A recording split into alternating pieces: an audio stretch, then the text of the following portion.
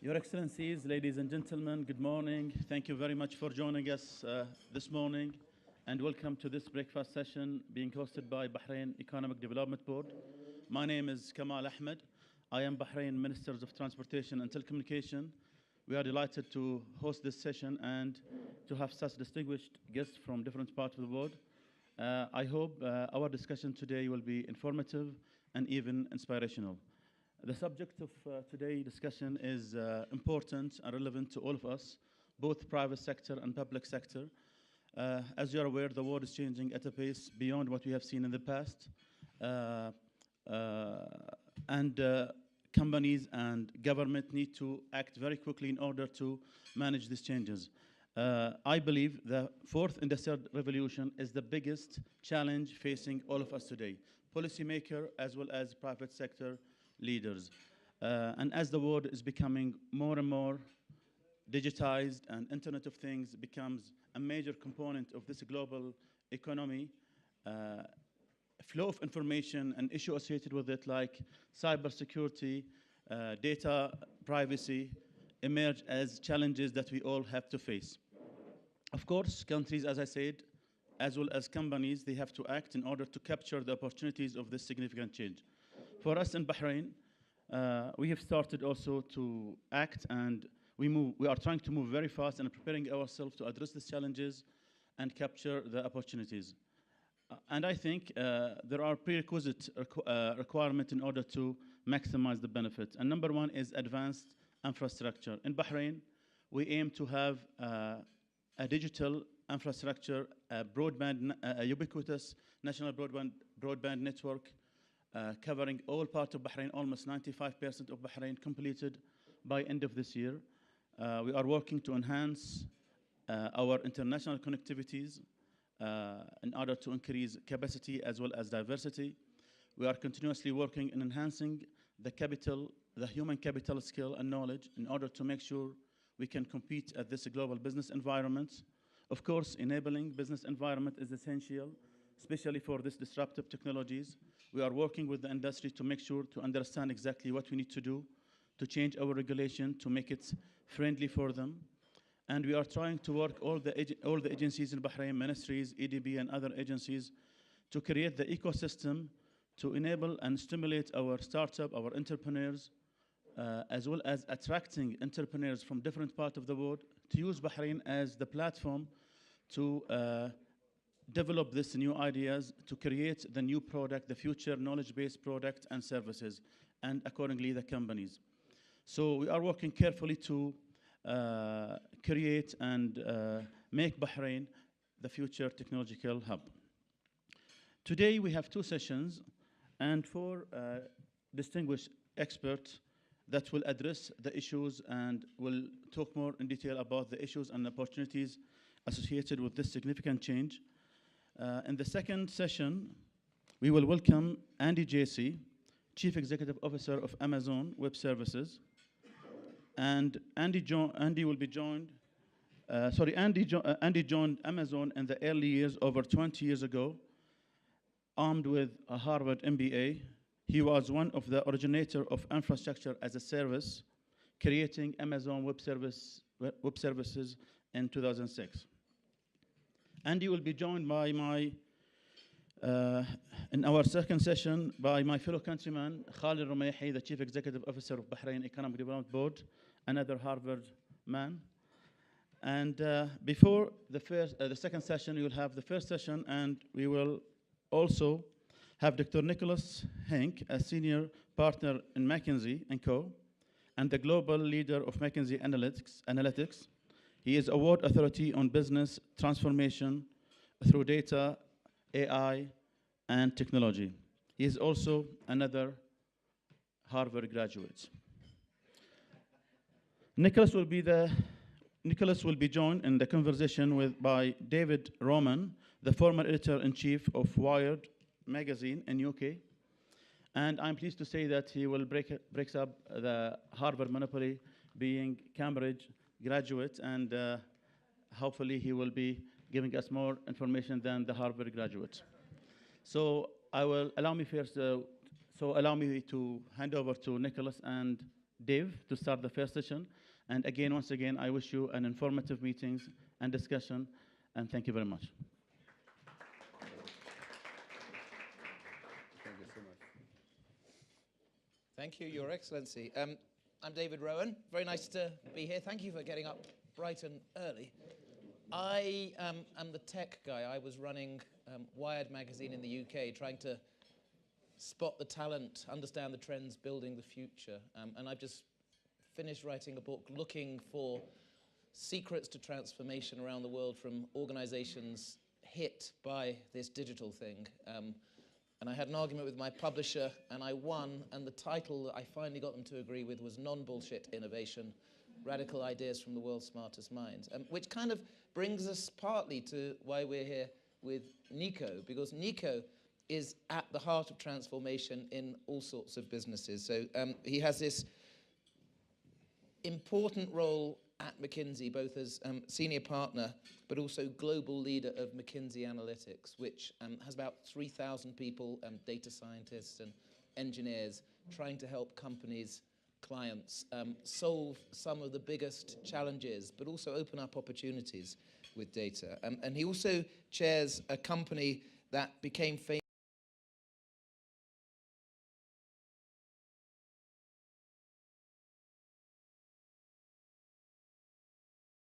First of all, Nico, why is this such an important moment for organizations, for leaders, to understand how to use data, analyze the data, and come up with actionable insights? Yeah, thanks. That's a great question, and it's great to see so many people again from the Harvard reception here. It's a great question. Why is this now? And I think analytics, advanced analytics, and artificial intelligence is actually not a new idea. It's around since the 1950s. It's a set of essentially mathematical approaches to solve problems in a different way than in the past, like classification problems. Now, two things have changed in the last 8 years or so, which I think we will talk about this morning. The first one is that there is simply more data. 90% of the world's data has been created really in the last 2 years or so. If you think about it, 90% of the world's data created in the last 2 years. Because of, it's just more sensors, more streaming, more voice information, etc., being recorded, more images. The second thing is that the economic cost to link that data has become much more affordable. So think about 2% of what it would have been about a decade ago. A decade ago or 20 years ago, if you wanted to, for example, create a customer data set, you would have spent a couple of years to create a data warehouse. Mm-hmm. And that would have cost you maybe 10, 20, maybe 50, 100 million. Now, with cloud computing, etc., you can stand up a work environment in a couple of minutes. And maybe on the infrastructure we hear about in a minute, maybe on other infrastructure, and link data much more cheaply. And that changes the economics of prediction, essentially. So we're going to hear from Andy, but we know big companies like Amazon are brilliant at understanding customer journey, customer intent. If you chose this, you are likely to choose this. But what does this mean in practice for smaller organizations than Amazon? How can there be a business case for growing but kind of diverse companies, in manufacturing, in accounting, to use data analytics at scale? Let me give you just a very simple example. There was a retailer. This retailer had, that's an Asian retailer in a large city in Tokyo, actually. They had 800 outlets, and their question was, we think we can't grow anymore, and how can we grow more? And where should we put our locations in order to find growth? And what we did is we literally linked all the data we had about each of their 800 stores to all data known about Tokyo, like traffic data, crime data, health data, weather data, and so on. And we essentially ran a machine learning experiment with hundreds and hundreds of millions of correlations And we found some very expected things. We found that if there is a competitor store next door, obviously that wouldn't be great for growth and profit for the store. But we also found things we hadn't thought about. For example, if there is a laundromat where you can wash your laundry within 300 meters, your average shopping size would be twice, and profitability would be higher. So we found 10 factors which determine the profit of a store. As a consequence, they could close 100 of the 800 stores. They could open 400 new stores, and they are the fastest growing retailer in Tokyo. So that is an analysis which took maybe 3 weeks to do. Now, if you step back from that, it's just one example how machine learning can find factors which managers may not have thought about before. We have taken the 400 or so use cases we know across industries, which we have seen many times, and multiplied them up to the world economy. And the combined value is something in the order of magnitude of 10 to 15 trillion dollars, which is a very large number. The world economy is only 80 trillion. So there is nothing else which is as big in value as this. And the big two themes are marketing and sales in B2C and supply chain and manufacturing in B2B industries. These are the big value pools, essentially. But it also hits all sorts of other industries. I mean, you spent quite a lot of time working with healthcare organizations. And I imagine in pharmaceutical drug discovery, data analytics and large-scale computer processing can help save time, save money. It's incredible. So to start with, we today still rely on clinical trials to prove that we can actually safely and effectively make a new medicine.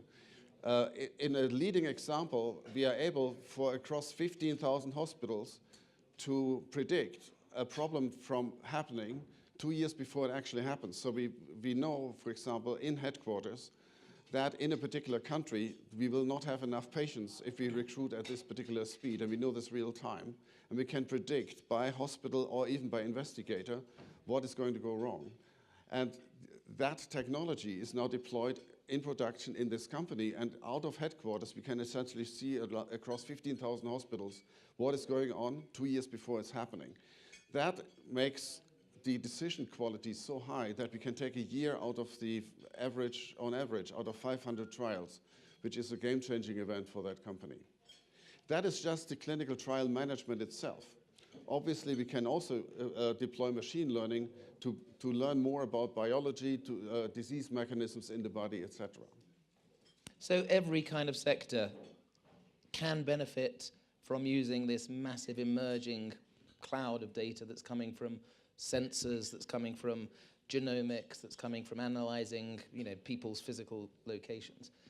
So there's no question that the data is out there. I guess the big challenge that executives in the room have is, so how do we take it from this is the data to this is how we take action?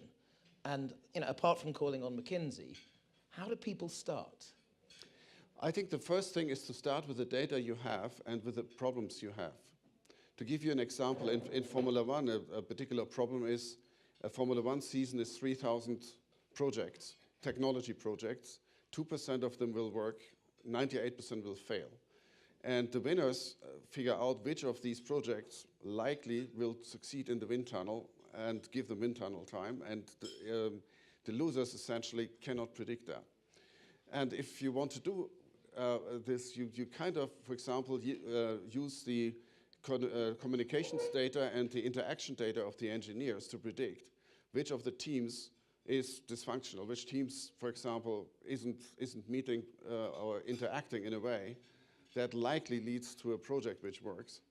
And that makes you change the rules of what projects you actually pursue and so on. So, but to your question, where to get started, is you pick a problem, like I want to win, I want to sell more, I want to identify customers who might churn, I want to, if I have an internet business, I want to identify what is the next product a customer wants to buy.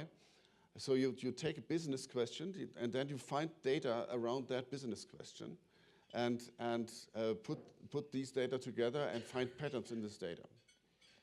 And what kind of talent do you need to analyze the data? It doesn't seem like it's simply mathematicians and data scientists. In McKinsey, you have an interdisciplinary team. You have engineers working with scientists, working with designers. That's correct. On the one side, there's mathematicians, like the data scientists. There are two types. One is people who work in exploratory data. Then there's machine learning engineers, people who work with production and scaling in mind. Then there is data architects, there's designers, and so on. Now, the real trick is to make these people work in a blended way with the business. For example, we work in a large Middle Eastern retailer, and we're training about 30,000 people in that retailer to actually work with data.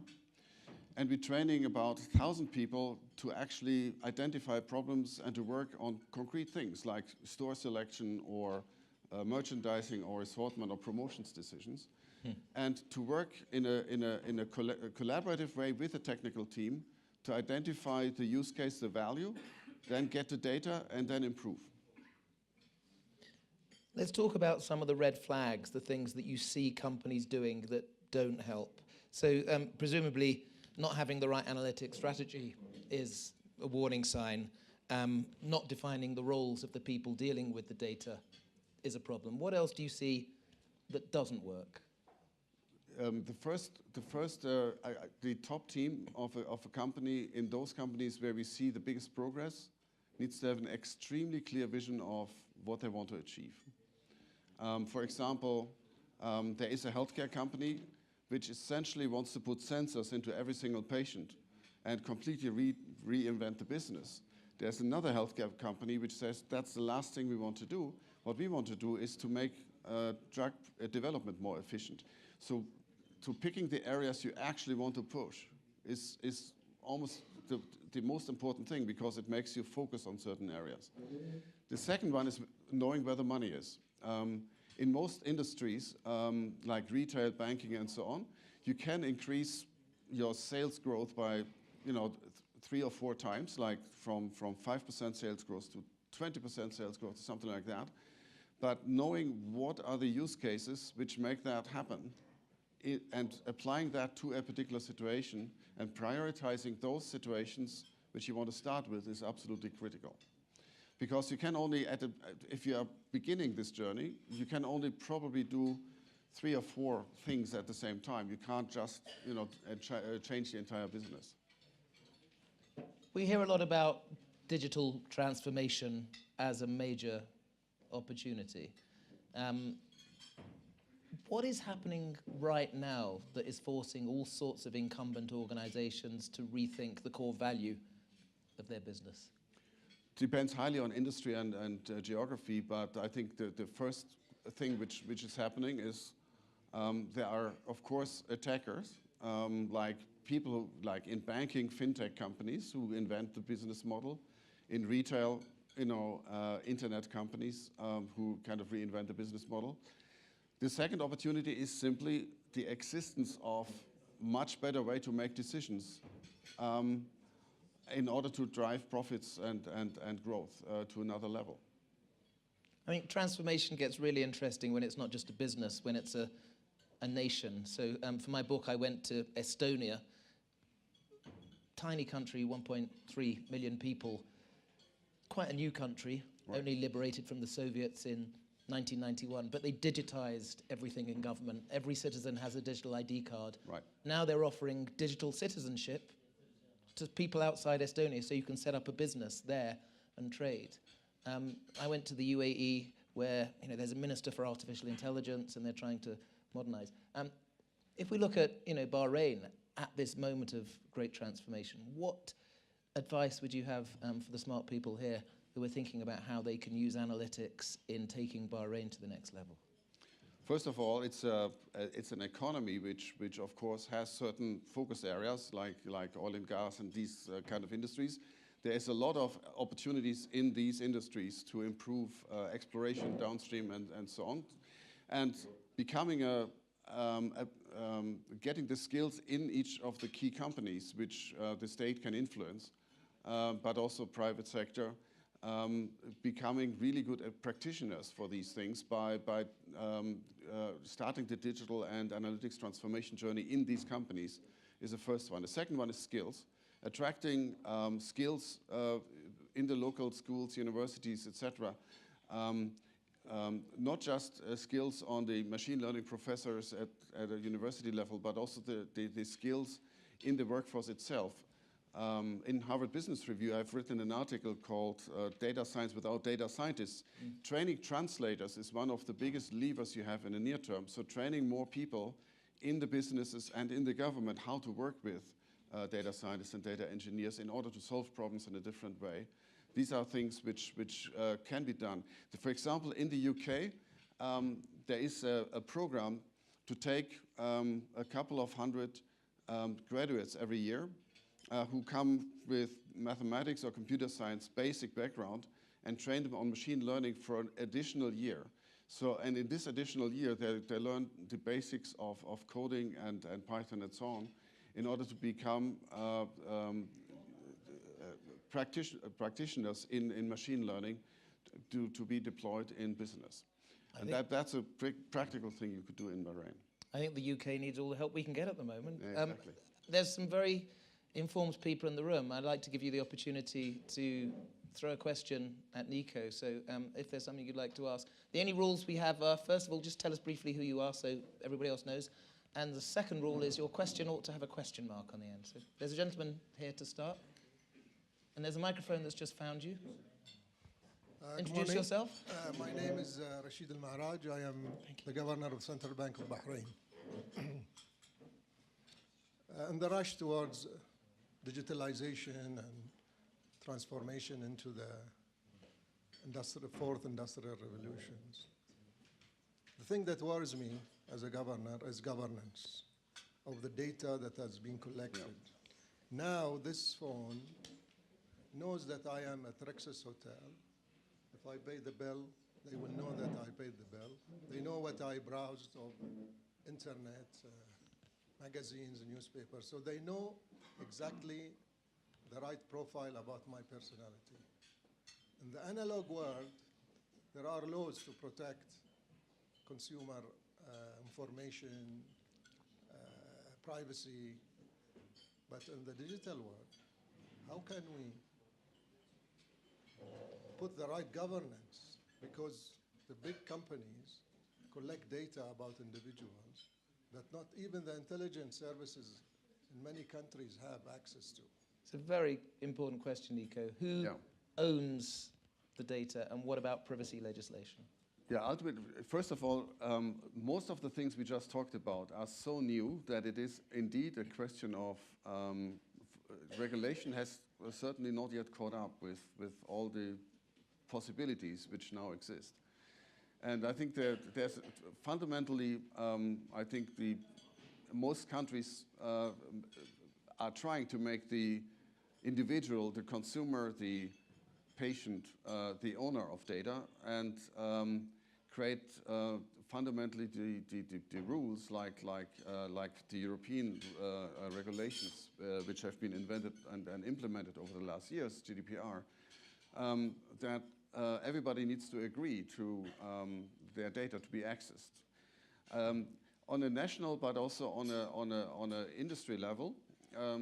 This needs to be complemented with data governance and access rules, which make the use of the data safe. But there is challenges. One of the most interesting developments actually is what we call ecosystems, that multiple companies share data. For example, there is a number of Asian telcos, telephone operators, who use phone data to help banks to improve the risk decisioning in banks. So your phone data is not only used for phone purposes, it's also used to assess whether or not you are creditworthy as a consumer. And obviously that raises a number of regulatory questions which financial regulators are quite interested in. So I think therefore, it's not just sufficient to have GDPR and privacy rules. It is also the industry regulators. In this particular example, the financial regulators become quite interested in the use of non-financial data for banking purposes, for example. So, and the industry regulators need to be briefed as well. That's an interesting area for you from a central bank perspective to think. Probably means it's a good business to invest in privacy law firms at the moment, because we're going to get a lot more. There's a lady here with a question. Tell us who you are. Good morning. My name is Debbie Stothard. I'm from the International Federation for Human Rights. We're very concerned about the intersection between business and human rights. And to follow up from the previous question and these ethical dilemmas that are coming out of globalization 4.0, how would businesses actually feel a chilling effect if there were restrictions on free flow of information, goods and services? Because if we look in digitally, we are finding that there is a problem concerning privacy and safety of human rights defenders. What I'm talking about is the fact that we have Najil Fatil, Abdul Hadi Al-Khawaja, and Nabil Rajab in jail in Bahrain. Naji is in jail for 25 years. My friend Nabil is in jail for life because he shared information on Twitter. So how would businesses have to take this into account if they want to look into the future and engage? Because it is actually quite chilling to think that your employee or you as a company might have to think very carefully about the kinds of goods that you might order on Amazon. Just still looking for the question mark, because So we're running my out of time. question So I is- guess it's my a broader question is question. that the You're not broader answering question- for yeah, Bahrain. yeah, Thank you. sorry. Thank you. In general, there is an ethical component to what happens to data. What kind of frameworks do you think organizations need to think about in order to know how that data could be used? Well, I think the most important dimensions of the use of data, obviously a lot of consumer-facing organizations host and manage a lot of very specific transaction data, which tells you a lot about that particular consumer. Examples are retailers, examples are banks, etc. They know a lot about your actions and your locations, and as the gentleman was just laying out. And the first thing is that the regulators in these particular countries or industries need to come up with frameworks under what can be done with these kind of data. I think the second thing is there is a lot of initiatives, including up here in Davos, in terms of the ethical use of data. So a lot of companies have codes of conduct for what they will be doing with data and not. And how they inform the users about what is being done with the data. I guess to conclude our conversation, it's a huge opportunity at the moment with a real business upside. There's a risk if companies aren't engaging in how they can use real-time data analytics at scale to help them. But there are ethical questions, there are privacy questions, and we need to have those conversations right at the beginning of this transformation. Otherwise, we're going to run into trouble in the immediate future. So thank you very much, Nico. Please could we thank Nico for his insights and his time. Thank you. But it gives me great pleasure to segue onto the next session, which I think is something I've been looking forward to for a while. Andy Jassy, CEO of Amazon Web Services, an extraordinary business, is in conversation with His Excellency Khalid Al-Ramehi, the Chief Executive of Bahrain EDB. And I would like to invite them both to come up and continue the conversation. Thank you very much. Thank you.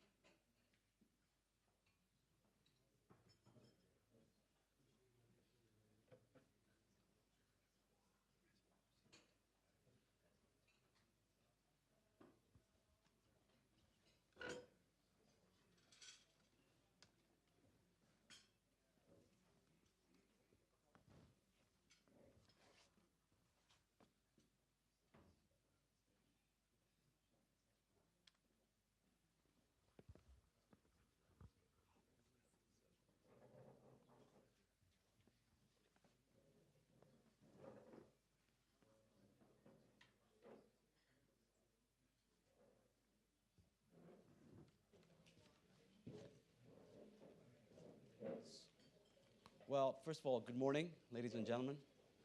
Thank you for joining us for the second half of the breakfast session. My name is Khalid Al-Rumaihi. I'm the CEO of the Bahrain Economic Development Board, and we're really honored today to have with us Andy Jassy, CEO of Amazon Web Services.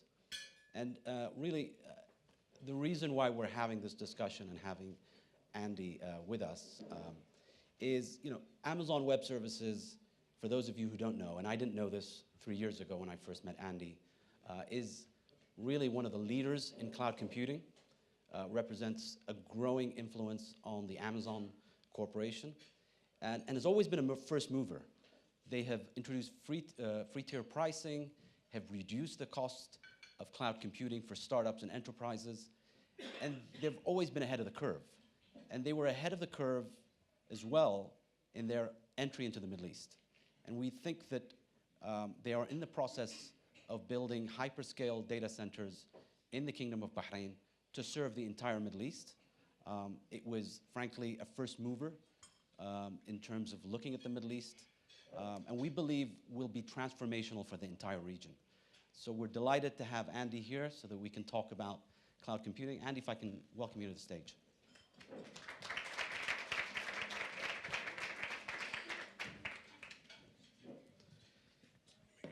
Thank you. So Andy, I understand this is your first visit to Davos. Yes. So in the crazy circus that Davos is, how's it been thus far? It's been great. It's such an honor to be at a place with so many smart people and so many heads of state and so many leaders of companies and people not just trying to build customer experiences for their constituents and businesses, but also who are trying to grapple with some of the issues we face as the economy is changing, as people's lives are changing, as we're trying to build businesses that not only succeed but do right by people over a long period of time. So it's fun to have a chance to be here with everybody, and I think the team and I are honored to do so. And there aren't that many places in the world where you can go and in 1 week be able to talk to so many leaders in one place. You'd have to spend a lot of hours and a lot of days traveling to do that. So it's been super interesting. And one of the themes that I hear consistently over and over again is just how many countries and how many companies are looking to try and figure out a way to digitally transform themselves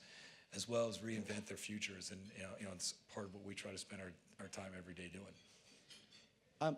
Maybe we start by taking a sort of a global perspective. We see in the Middle East, and it's a small component of global demand, that demand for cloud computing could reach $400 billion by 2020. So Andy, what do you see in terms of cloud demand across the world? What are the trends that you're noticing? Well, I think that it's pretty remarkable how fast the movement to the cloud has gone. I mean, if you just look at AWS, so we've been we've had a business that's been launched for almost 13 years at this point, and the business in the last financials we reported is a $27 billion revenue run rate business, growing 47% year over year. And I would argue that we're still in the early stages of the meat of enterprise adoption, and that's probably in the U.S. I'd say outside the U.S., we're about 12 to 36 months behind, depending on the country and the industry. And you see this adoption and this movement to the cloud in every imaginable business segment. In the early days of the cloud and AWS, most of the big technology startups were building their entire businesses from scratch on top of the cloud. And these were companies like Pinterest and Airbnb and Slack and Domo and Robinhood and Intercom and a whole bunch, Stripe, a bunch of those technology startups. They didn't actually have to raise the capital to fund data centers and to buy hardware and to take one shot at their idea and then hope it worked. Otherwise, they had to go raise more money. They could actually just try lots of instantiations of their idea on top of the cloud because you pay for what you use. And that radically transformed the ability for startups to get going. And so we've been seeing startups on top of the cloud for a long time. But what's happened over the last 4 to 5 years is that the enterprise and public sector adoption has just dramatically changed. And you see every imaginable vertical business segment now using the cloud in a meaningful way. And in financial services, you see it with Capital One having reinvented their consumer digital banking platform on AWS, and Goldman Sachs running their grid on top of AWS, and you see Intuit and FINRA and the Commonwealth Bank of Australia and healthcare.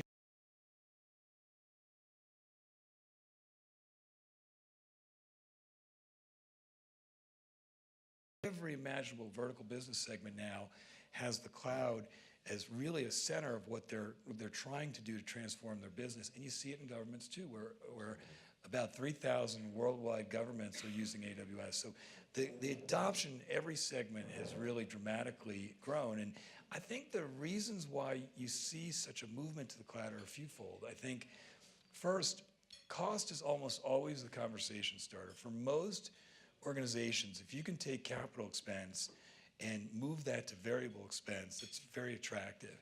And then the variable expense in the cloud is much lower than what most organizations can do on their own, and that's because we have such large scale at this point that we pass on to our customers in the form of lower prices, that we can provide lower prices than what companies can do on their own. You mentioned earlier, we've lowered our prices almost 70 times in the last 10 years, largely in the absence of competitive pressure to do so. And what that means is it keeps taking down our customers' costs. And then you get real elasticity. You know, anybody who's had to procure infrastructure knows that you have to make this hard decision on, do you provision for the peak so that you know if there's a big burst that you can handle that capacity, or do you provision for what you need and risk that when there is that burst that you may not have the capacity and you have a bad customer experience? And everybody provisions for the peak. Right. But there's a reason they call it the peak. You rarely sit there. And so, you know, in the cloud, you get to turn, you don't have to guess how much you need. You provision what you need, and then if it turns out you need less, you just give it back and stop paying for it. So those pieces of cost are always the conversation starter. However, the main reason that countries and enterprises are moving to the cloud so quickly is just the speed and agility it gives you to actually innovate. And you know, in the old world, if you wanted to provision servers to try something, it took you 10 to 18 weeks to get a server, and good luck if you needed an expansion of those servers. And then you had to go build with your teams all the infrastructure software, the compute and the storage and the database and all the analytics if you wanted to actually get a product to run. And in the cloud, you can provision thousands of servers in minutes.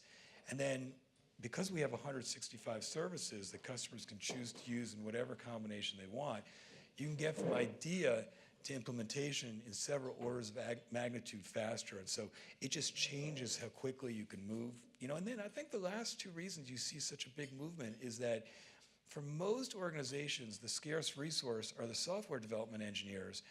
And the infrastructure matters. It's table stakes to what you're doing.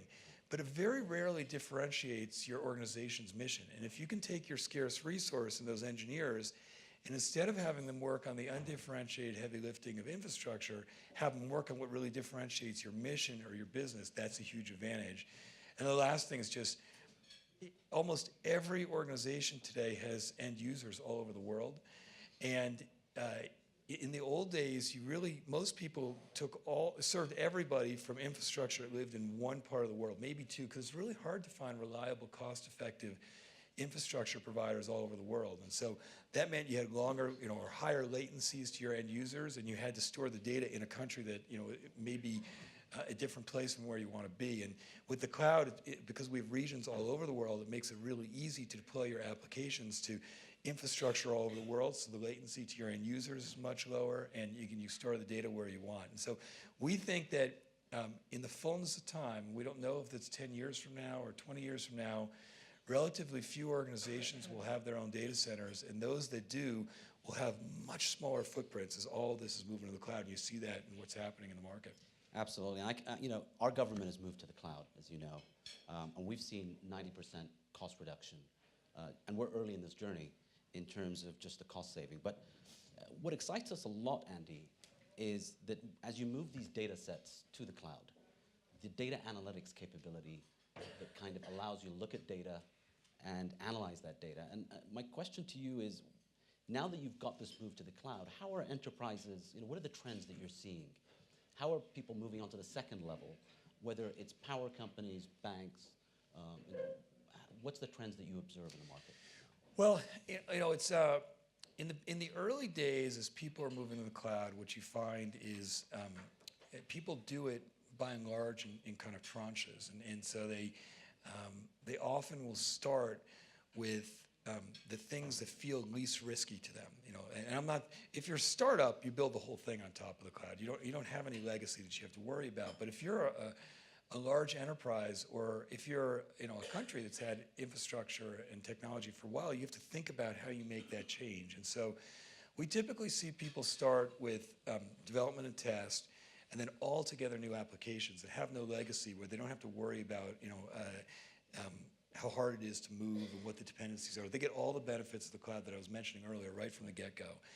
And what we typically see is companies have run those proofs of concept and get dev and test there and get the new applications there.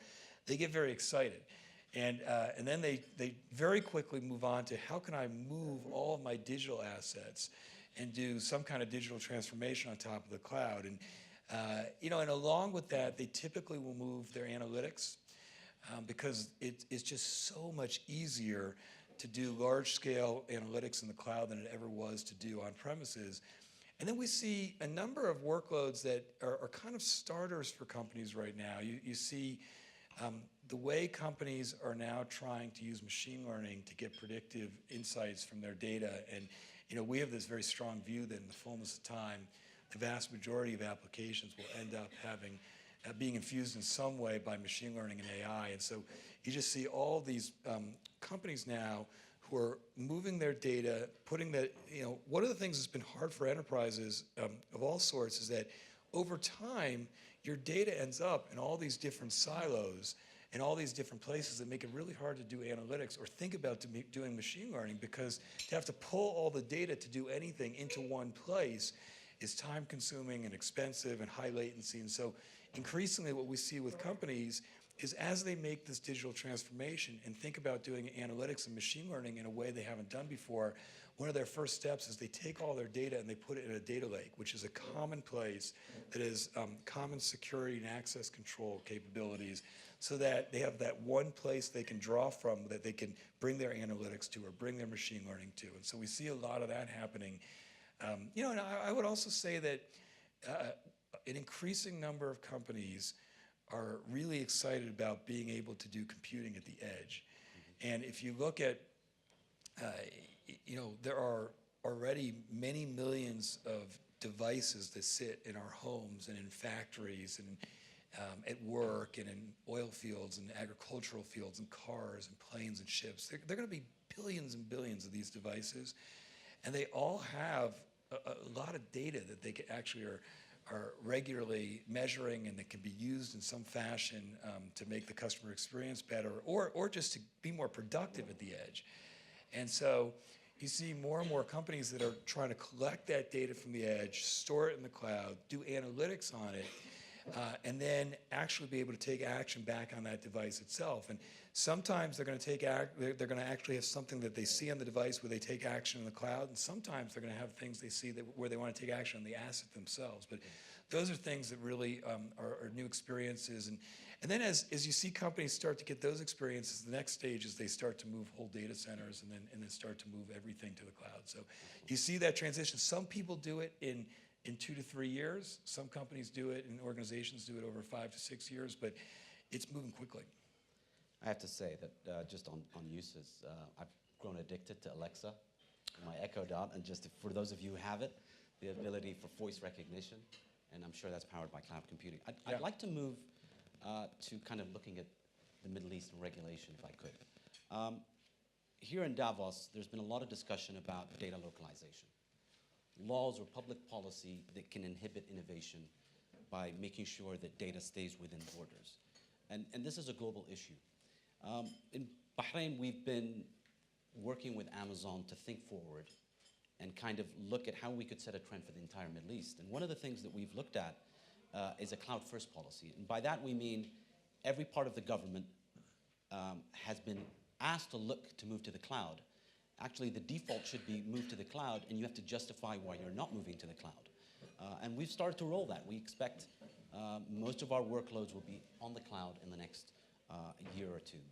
And then to overcome data localization, we've done regulation around bring your own jurisdiction law. And what that means is, as we build the infrastructure with Amazon in the Kingdom of Bahrain, we want to overcome some inhibitions that countries have about storing their data outside their country. We've said, actually, you can store that data in our country under your laws.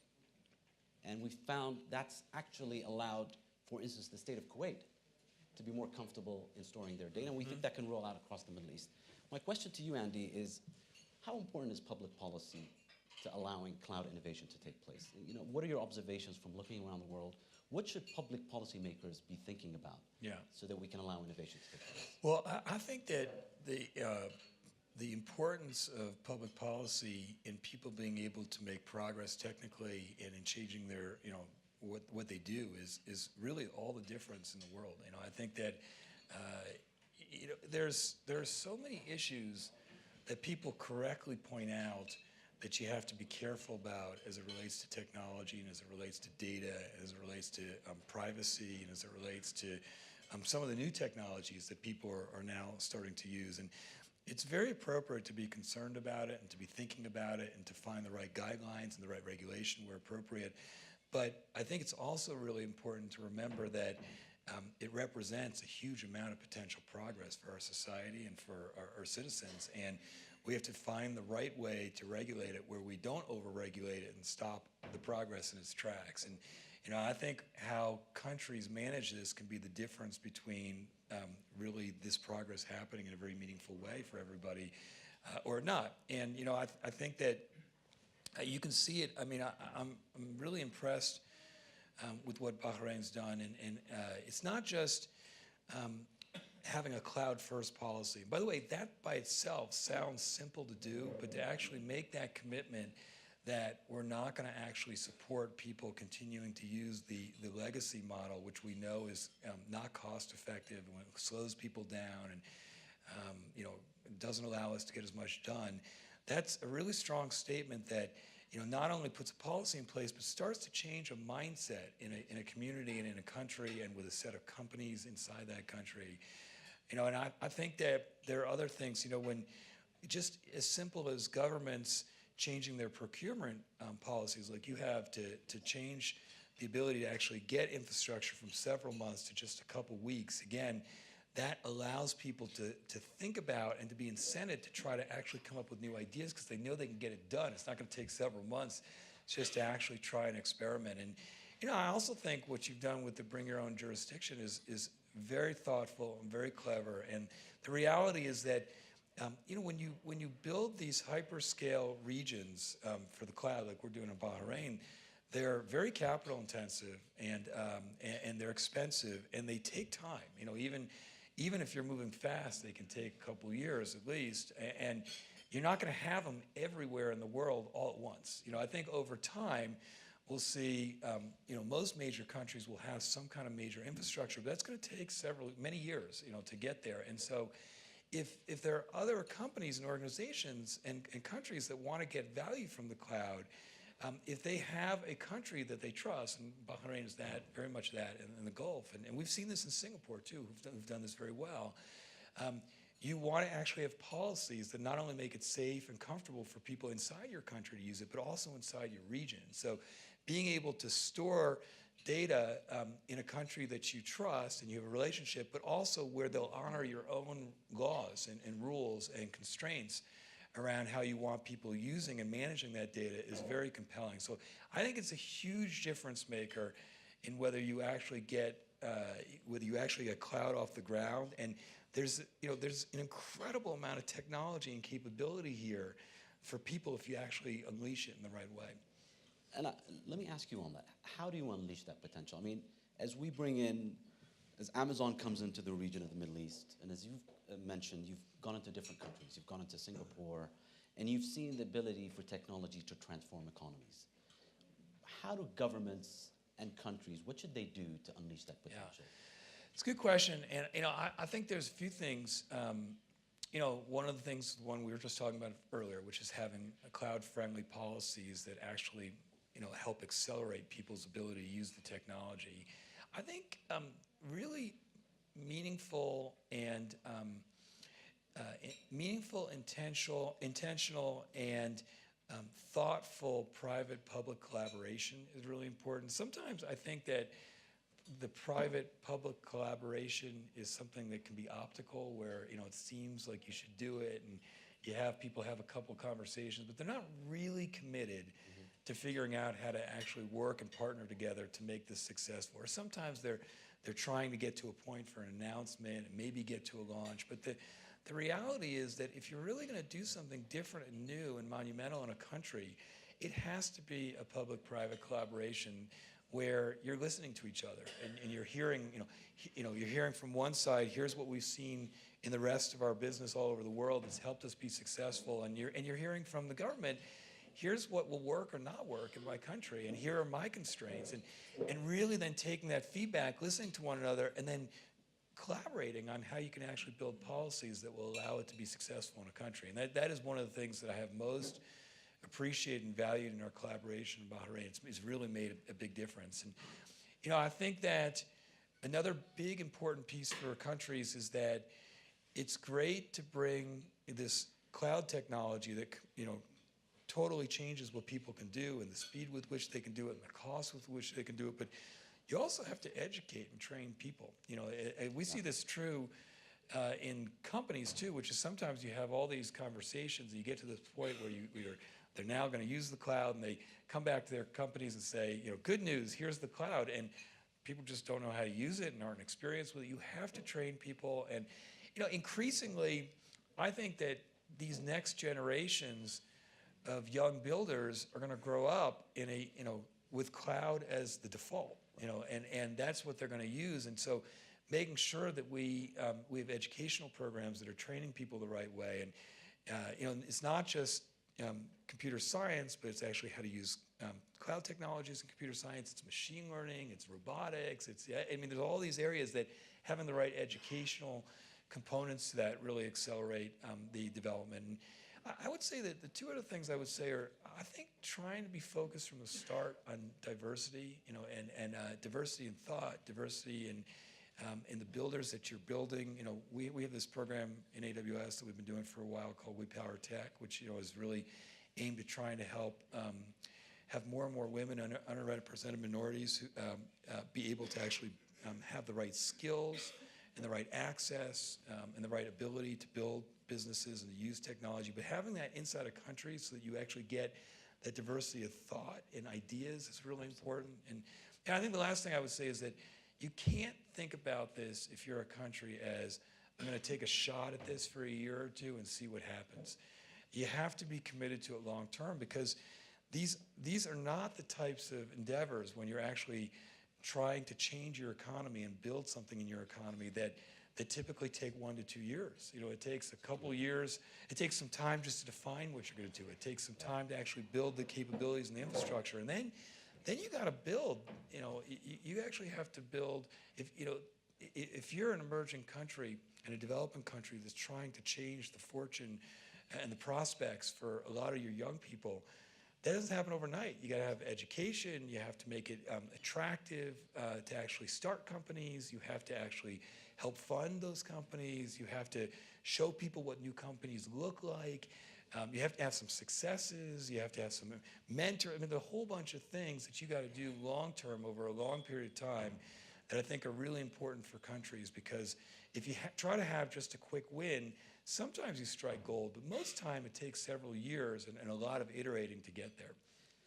Well, Andy, I want to close by, I guess, just mentioning a personal story that I have. I met you, I think it was 2 or 3 years ago, and I remember our first discussion was, you asked me, why the Middle East now? AWS is in how many countries right now? 192. 192.